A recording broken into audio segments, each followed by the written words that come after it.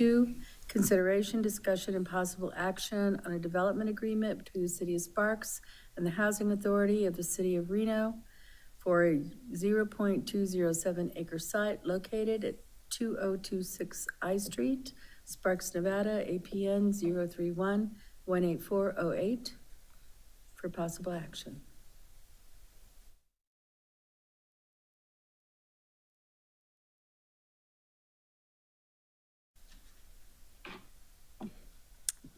I am Casey Choblin, Administrative Analyst with your Community Services Department, and I'm subbing in tonight for Amy Jones, our Housing Specialist, on the development agreement with the Reno Housing Authority to develop an affordable housing project at 2026 I Street. You can see the project location outlined in red on the map overhead, and as stated, the site is approximately 0.2 acres in size and located just east of Sullivan Lane.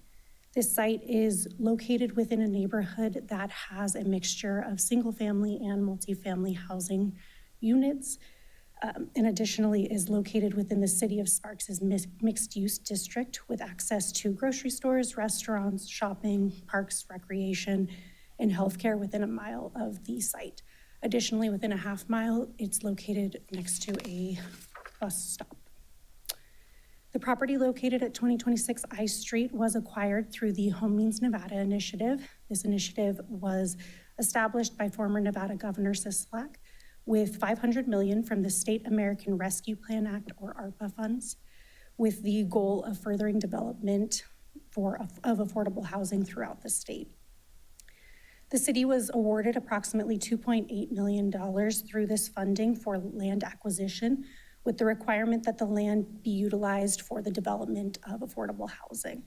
That this affordable housing serves households that are earning less than 60% of the area median income, and that the project has an affordability period of a minimum of 30 years. So utilizing these funds, the City of Sparks purchased the property at 2026 I Street in February of 2024. Subsequently, the city issued a request for proposal where we received one submission through the Reno Housing Authority. And in April of 2025, the City Council selected that proposal to develop affordable housing at this site. The Reno Housing Authority's conceptual project included 12 units of a mixture of studio and one-bedroom apartments.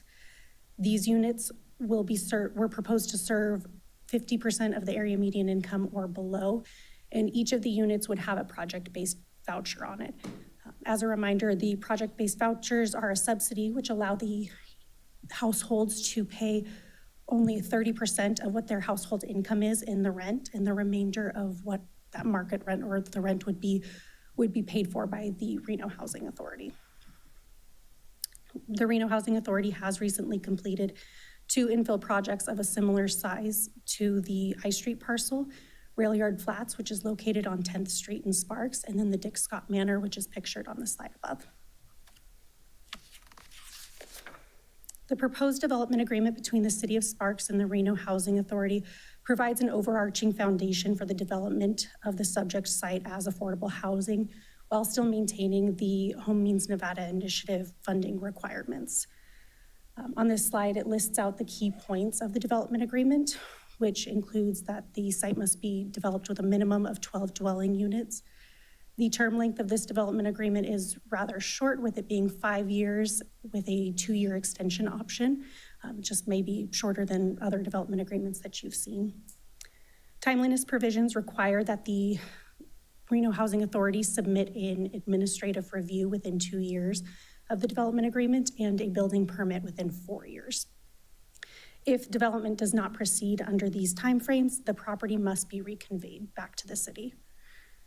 Affordable housing provisions require that all households that are served be earning less than 60% of the area median income, and that the site remain affordable for a 50-year period. Additionally, the DA outlines the other agreements that must be in place for this project to move forward, including an assignment and assumption agreement, which assigns the obligations of the city through the HM&I agreement to the Reno Housing Authority, and a declaration of restrictive covenants running with the land.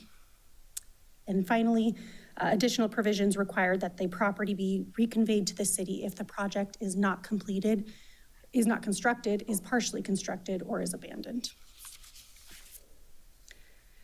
Moving on to findings, a development agreement has a single finding of being consistent with the city's comprehensive plan.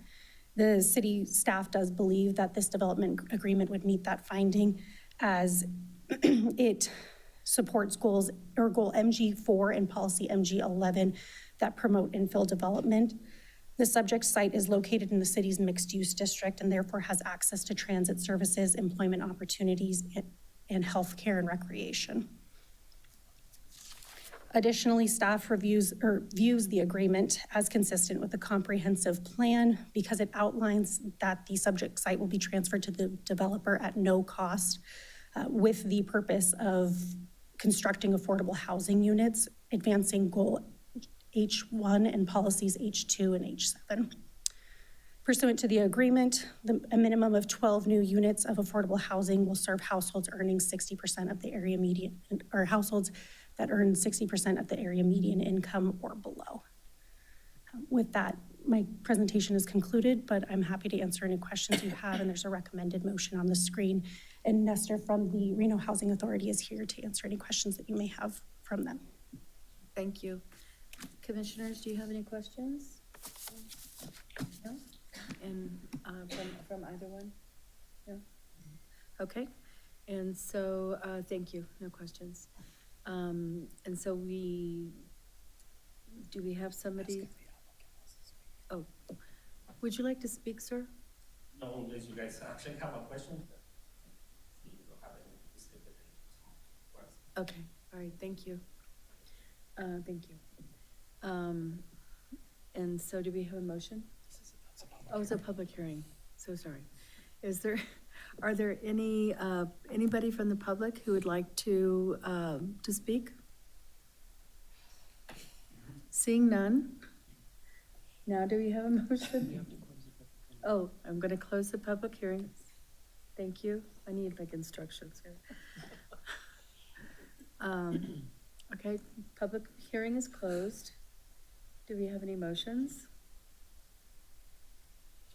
Madam Chair, I move to find the proposed development agreement associated with PCN 25-0014 consistent with the Sparks Comprehensive Plan and forward a recommendation of approval to the City Council. I second that motion. Okay, we have the motion by Commissioner Pristos and a second by Commissioner Kramer. Is there any discussion? Seeing no discussion, please vote. And the motion passes. Thank you. And so, is there any general business? No general business? Do we have any announcements? I have none this evening. Thank you. Do we have any comments from the public? Seeing no comments from the public, are there comments from the staff? No comments tonight. Okay. And how about commissioner comments? No? No? All right. In that case, we may adjourn. Wow. I know, how fast was that? 12 minutes. Good. That's a record, I yay. think mine was 13.